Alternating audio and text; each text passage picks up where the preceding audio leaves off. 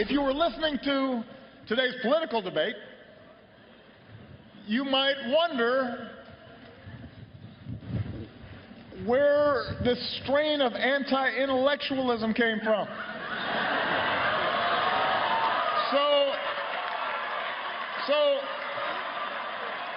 So class of 2016, let me be as clear as I can be. In politics and in life, ignorance is not a virtue. Do you know what they said of Ronald Reagan when he proposed massive tax cuts that would ruin the economy, and that it was an ignorant prognosis for helping a country in the middle of a recession? Some 8 years later, and almost 26 million jobs later, they were scratching their heads, that smarty pants group who called his prescriptions ignorant, or that a cowboy actor who acted his way through 2 terms as California governor was out of his depth to be president of the United States. So I'm hearing President Obama start talking about this and the ignorance of candidates, presumably Donald Trump, to espouse ideas that might be alien to his own as a sign of ignorance. And I'm thinking one of the subjects I love most is basic math. And one of the things that's pretty clear from this administration is that, well, basic math is something that is an alien concept, because this isn't a right or left thing. This is a deeper in the red kind of a thing. We have added more than $7 trillion of debt, $7 trillion of red ink. That, to me, shows an inability to grasp basic math, as it does Gary Kaltbaum. That's not just basic math, that's addition and subtraction. So, Gary, when I hear this, and I hear railing against the candidate, regardless of that candidate's views, whether you like him or not, really? I mean, that would be like, as I often say in this show, me offering you dietary advice. I'm not going to go there, so best not he go there. What do you think? Well, I can only use the president's own words when he says that Donald Trump is not cool because he is ignorant. Let me simply say it is not cool during your presidency to foist upon the taxpayer another $8 trillion in debt, 0% interest rates from the central banks, which absolutely has screwed the saver. And even with all this easy money policy, we have GDP at maybe 0.5%, and we never got through the 3s.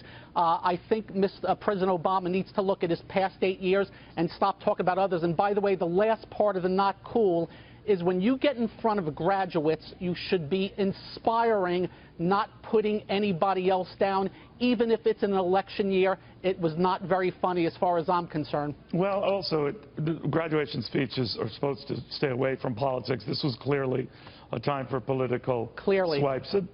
What bothers me the most, though, is this comes at a time this president has talked about how demeaning the political process is this year, how we have a candidate, again, in Donald Trump, who he says, without naming him, is more schooled in reality shows than the reality of governing.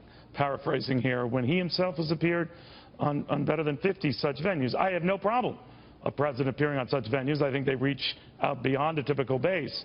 But I think it is a bit disingenuous, if not phony, to then cite another guy for something you're doing in triplicate.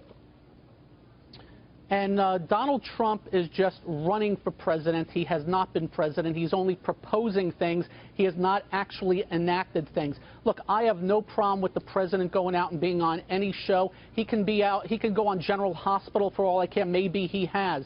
But the bottom line is, this has been 8 years of putting down just about every industry out there, whether it's been oil, medicine, you name it. I remember it was the police officers a few times. We should be uplifting. That guy who's running the show, the head honcho, top dog, big cheese, should be uplifting and inspiring, not the other way around. And for me, this was completely the wrong time, and I hate the fact that all these students were basically giving him a major ovation for the things he was saying, which does not thrill me too much. And by the way, the good old days, he was obviously making a racial reference there to say they weren't good for everyone.